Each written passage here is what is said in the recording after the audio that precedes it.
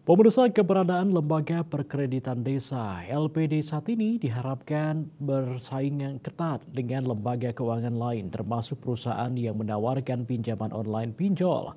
Untuk mengoptimalkan penyaluran pinjaman tahun 2024, LPD tetap mengoptimalkan penyaluran kredit untuk permodalan usaha yang dikembangkan oleh keramu adat maupun kaum milenial yang mengembangkan usaha di lingkungan wilayah desa adat masing-masing.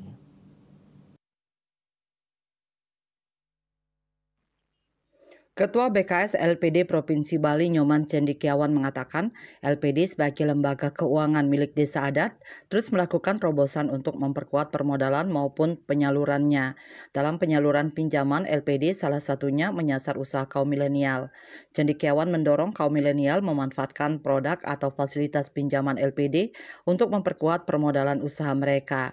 Di samping memberikan bunga pinjaman bersaing, LPD tentu akan memberikan kemudahan dan kecepatan layanan kepada kaum milenial atau krama adat.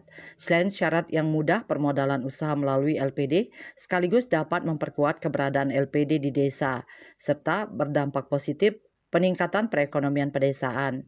Kepala LPD Telepud ini berharap ke depan LPD tetap menjadi kebanggaan ekonomi di desa adat masing-masing. Menurutnya yang terpenting masyarakat memiliki desa adat tersebut karena lembaga LPD milik krama desa adat. LPD diharapkan tetap menjadi pilihan masyarakat dalam mengembangkan usahanya sehingga LPD tetap menjadi kebanggaan ekonomi masyarakat. Wartawan Bisnis Bali melaporkan.